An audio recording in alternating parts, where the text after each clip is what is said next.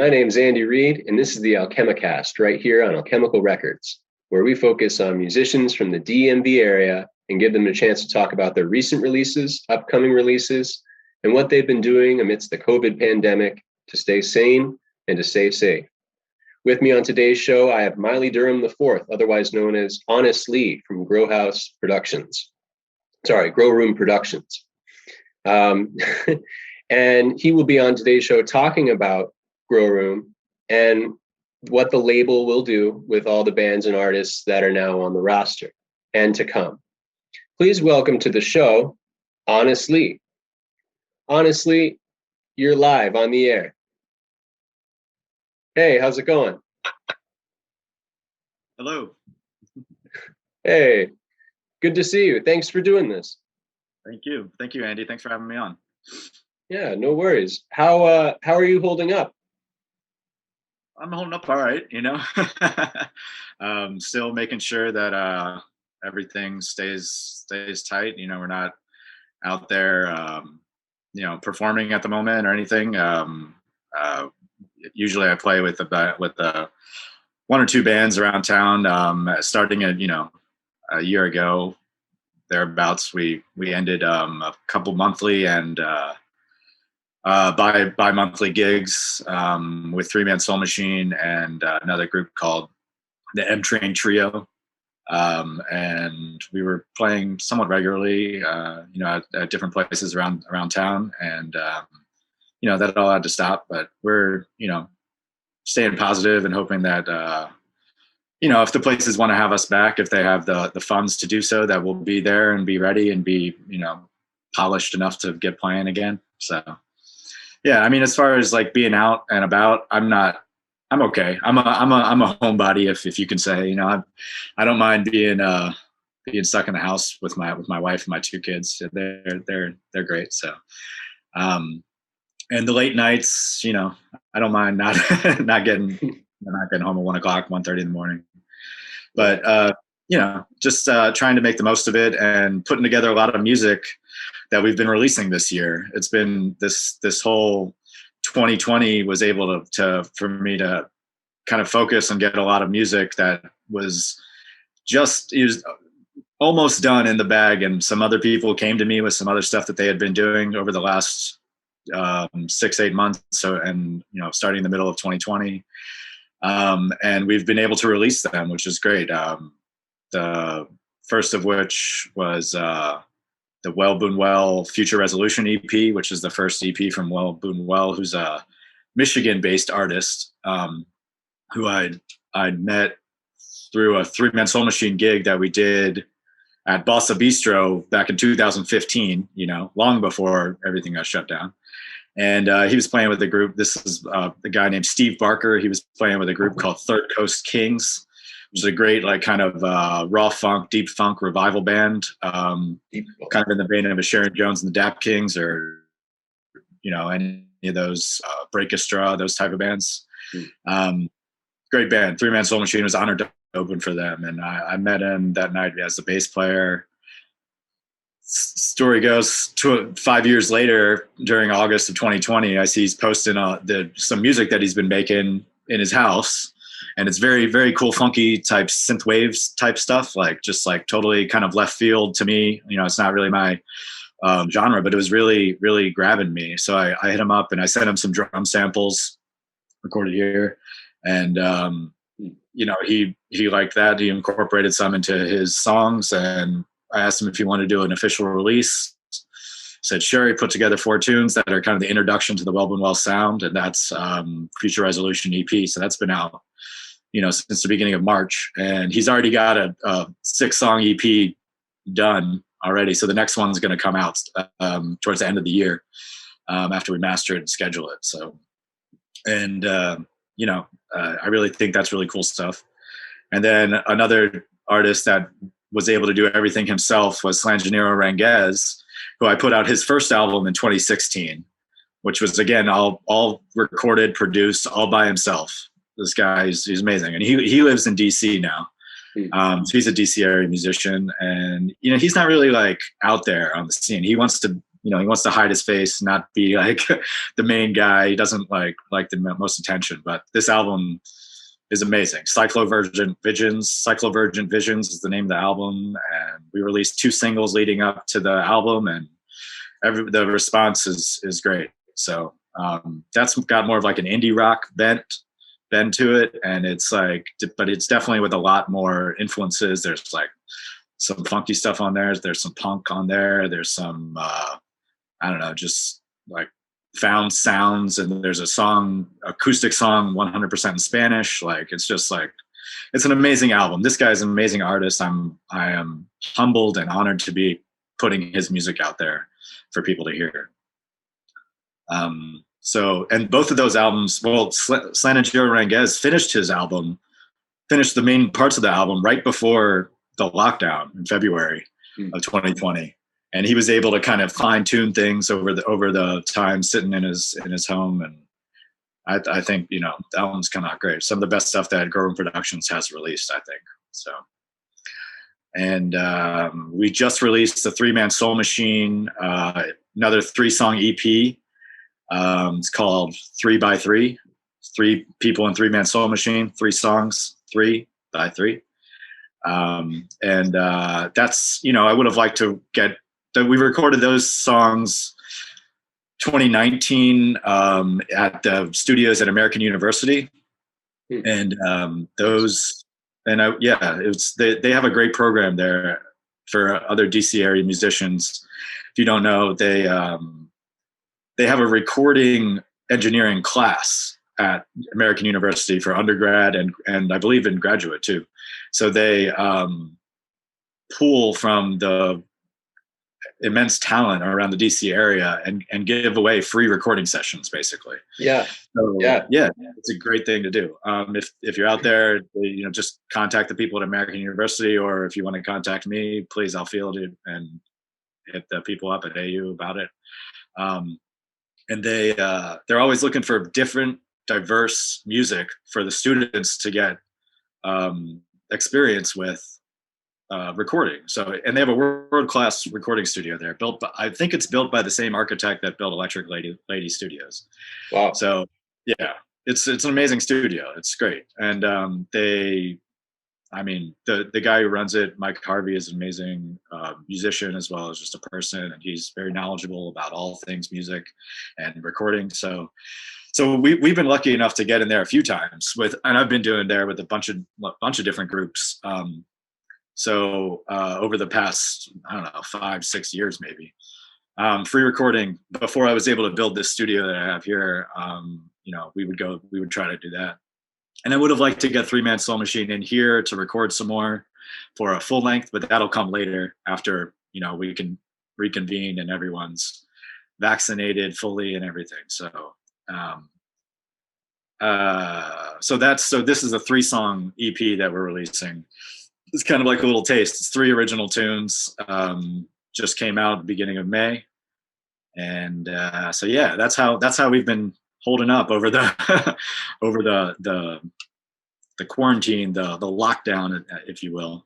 Just trying to get everything in order to be released. So, well, Lee, you're certainly a prolific personality, and you have a lot going for you. It sounds like, as a powerful name in the DC area, Growroom Productions is starting to add to their roster. Maybe you can tell us about your connection to the DMV and what it means to you to be a musician from the DMV. Sure. Yeah, that's a good question. I mean, I grew up in this area. You know, I grew up in Hyattsville, where I live now. I've lived throughout the DC area. Like, I've gigged throughout the DC area. I started gigging when I was 15, 16 in punk bands in the DC area. And we've traveled, you know, all over trying to just play. And I feel like the DC area is one of the most diverse musical scenes that you could have. Like, I don't know, outside of the world, something like, there's just like everything you could possibly imagine. And it's got its own subsect of people who really follow it too.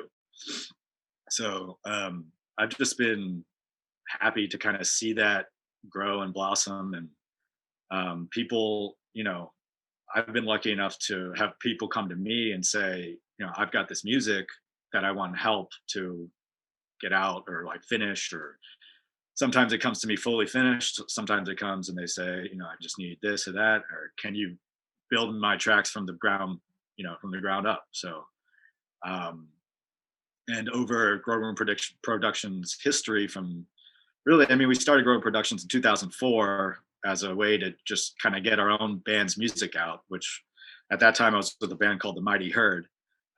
And we didn't, there wasn't a model really for releasing your own music other than like the punk rock model, which was just make records or make CDs or make tapes and just like give it to people at your shows and just like push it out. Yeah. And we kind of took that. We were like, we don't want a record deal. Like we're not going to go to like a record deal showcase or something and try to get a record deal. We're like, let's just try to play and get the music out. And we did. The Mighty Herd had a pretty good history, but playing from like almost 10 years. And then we finally released the album of the Mighty Herd, which was recorded back in 2009 and 2010 in November or September of 2020. So we finally were able to get that out and released. Sweet. We like put a little snippets here and there, and Growroom Productions kind of had its start with the members of the Mighty Herd and those people. And we kind of like eked music out and got other people involved, other bands from Baltimore and other DC bands. And, just had like everything you could imagine. We would throw these big parties at our place in Adelphi and just like kind of have whatever would fit or wouldn't fit. We didn't really care. We had ambient music like with loop pedals, and then we had go-go bands, and then we had hip hop funk bands and punk rock, like everything. Hell yeah. So that kind of like that kind of lived its life for a while, and then other people within Growroom Productions started falling out of trying to make music their like main focus basically. Mm-hmm. And it kind of just like came with me all the way to where I'm going. I kept playing music and I kept doing it, and I wanted to push out all these people who hadn't really like been fully like grinding, if you will, to like get their music out. And I was like, hey, I want to get it out. I think it's great music. I want to put out good music. I want people to hear it, whether or not they hear it or not. If it's good, I'd rather it be out there, Yeah. So exactly. in 2015, we started getting really more into it. And we first put out Igloo 2 first EP, which was a 12-song EP. I think the people on Hometown Sounds podcast played one of our first tracks, and they were like, an EP of 12 songs? I don't think you can call it an EP. But that was kind of where, so Growroom Productions had another resurgence of such. Starting in 2015, we picked up those parties called the Growroom Get Down. We picked that up again and did it every other month at Songbird in Adams Morgan for a while. And love that place. Yeah, we had other, so the model was kind of like one Growroom act, one act from the DC area that's not, on the label, you would say. So we would get people involved and, come and play, and people, I don't know, I think it was a good response for a while. And it just got to the point where we couldn't really put on the show like that every other month. It was a lot of work, get DJ, we would throw out prizes and all this stuff and like, everything. So, so then we're just kind of like at where we are now, where it's me trying to put out as much music as I can.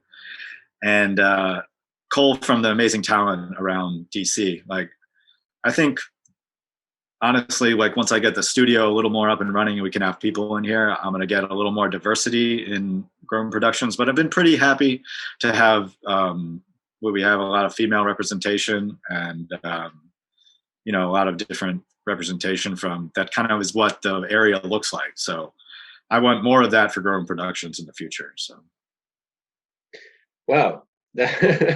There's a lot going on with your resume. As a manager and owner of Growroom Productions, you've seen many musicians come through, and you've also played on stage as one. As venues are responding to COVID, many are being forced to shut down or convert to at least a 10 or 20% occupancy.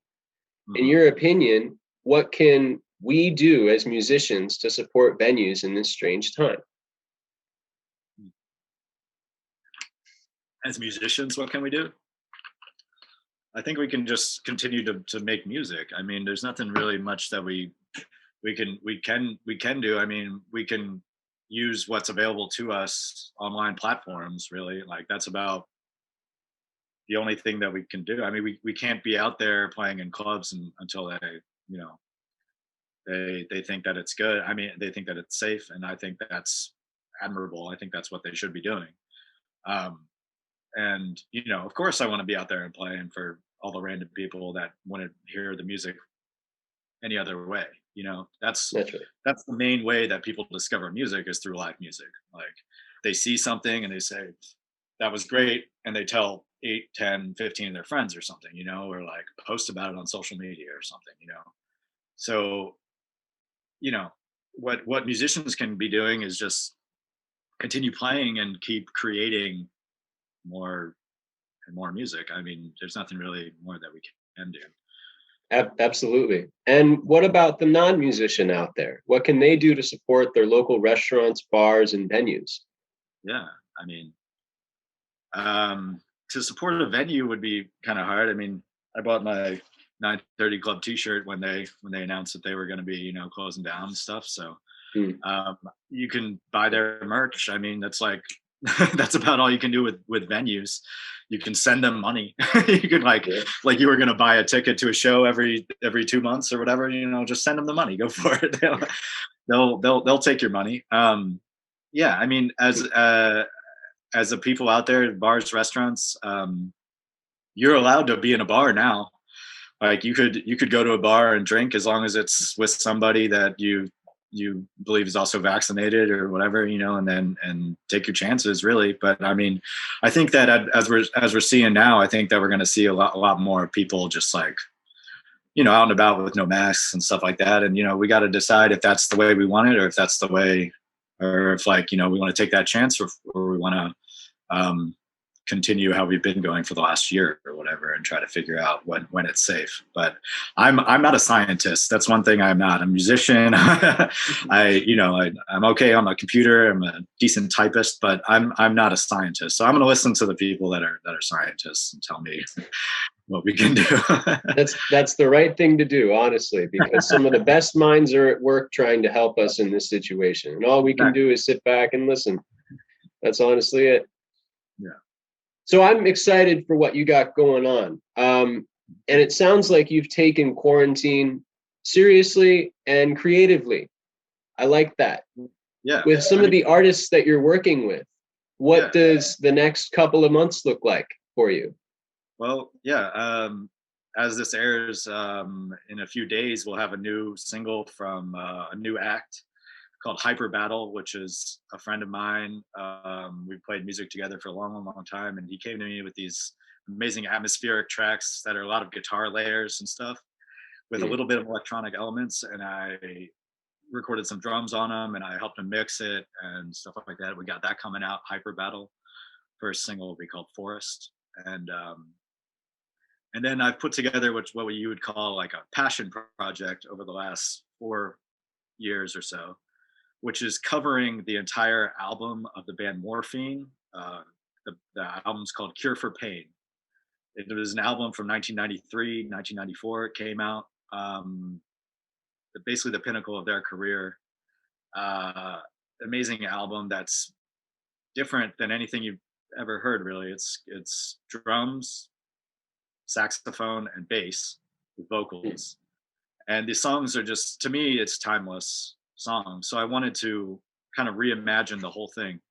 And over the past 4+ years, I've enlisted other people from the DC area, and one musician that I met, who lives in New York, and it's kind of like the best of people that I could get to do these songs. So we went ahead. It's a lot of people that I've worked with and bands that I've involved in, but there's also people that, you know, trusted me enough to take the music and make it their own.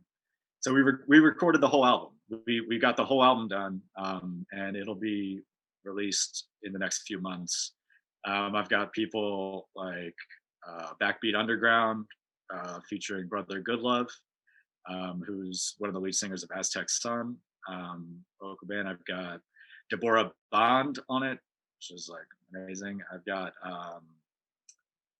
Gordon Sterling and Candace Mills on it. I've got people from Bumper Jackson's to record on it, and of course bands that I'm involved in: Three Man Soul Machine, Forest Fire, Slanigiro Renguez did a song from it.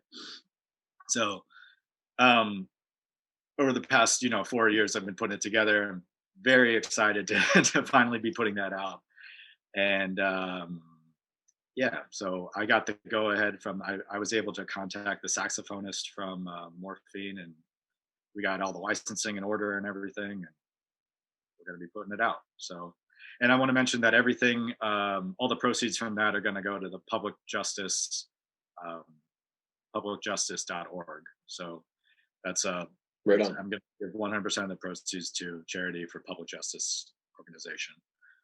And we're just going to try to get it out there as much as possible. So just release the DC area music even further to see where it goes. So as a DMV artist, you mentioned Gordon Sterling, and I've jammed with him at Gypsy Sally's, which is one of my favorite venues. Absolutely. R.I.P. Yeah, R.I.P. Right, just like Iota. And with the open mic scene and circuit, I've seen a lot of musicians get their start. What are some of your favorite venues around the DMV area? And maybe can you share an anecdote about one of your first times playing there? Sure, yeah. I mean, I've played, a lot of places. I wouldn't say I've played like everywhere in the DC area. There's definitely, places that I haven't played. But going back with the Mighty Herd and all the way from gigging and with the Mighty Herd in 2005, 2006, all the way up through when I was playing with Funk Arc and Three Man Soul Machine and stuff like, and all the other places that I've played. There's a special place for playing at the Black Cat. I think for me, I've played at the 930 Club a few times too, but playing at the Black Cat was, I think, a little more special somehow. I don't know. It was just like because I think maybe we did it with the Mighty Herd, and it was like, it wasn't the hugest show or whatever. It was a decent show, but it was just able to get in there and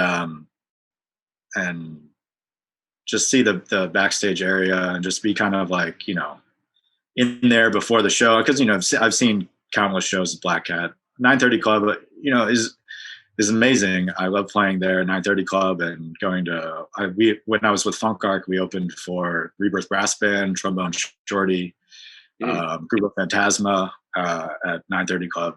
And I think going up in the balcony and being able to watch the shows from the artist area in the balcony was cool at 930 Club. But there's just something about the energy of Black Cat that's like a little more real. I don't know. 930 Club is great. I love it. But playing at the Black Cat was a special place. I hope I get back there one day. Yeah, me too. I would say that some of my favorite venues would probably include the 930 Club. I love Baltimore Soundstage. Honestly, I think I've been to Ram's Head Live more recently. And I prefer some of these local and smaller venues over some of the amphitheaters and kind of larger scenes. Something that's special to the DC and Maryland, Virginia area are these small local venues. And I feel like that's something powerful for the DMV musician. Yeah, for sure. Yeah, I mean, like places like the Velvet Lounge or DC9, stuff like that. I mean, I would love being able to get a show there. Like, I would look forward to playing there because I knew that the people that would come there would really be interested in hearing the music. It wasn't like a big place. Even if it was just only 10 people in the audience, it was like, yeah, they wanted to be there. They weren't just there because their friend dragged them along or whatever. They really want to go. Exactly. So, well, now that we're starting to wrap up, thank you so much, Lee, for being on the show. Really appreciate your time. Thank you, Andy. I appreciate it too. Yeah. Is there anything else you want our listeners to know? Growroom.productions, www.growroom.productions is the website for Growroom and the label. And, we're everywhere: YouTube, Instagram, Facebook, whatever, you want to find us. We put out monthly playlists on Spotify where each of our artists pick 10 or so songs. I kind of ripped off the idea from Big Crown Records. They started it like maybe 5 years ago, and I've been doing it for the last like 3 years with our artists. So each artist will send me 10 or so tunes each month, and I update the playlist each month. So if you're out there looking for new music that and you want to hear what musicians are listening to, you can check that out too. Right on. Very cool. Well, thank you so much, Lee. Hope you have a good one. All right, appreciate it. This has been the Alchemicast right here on Alchemical Records.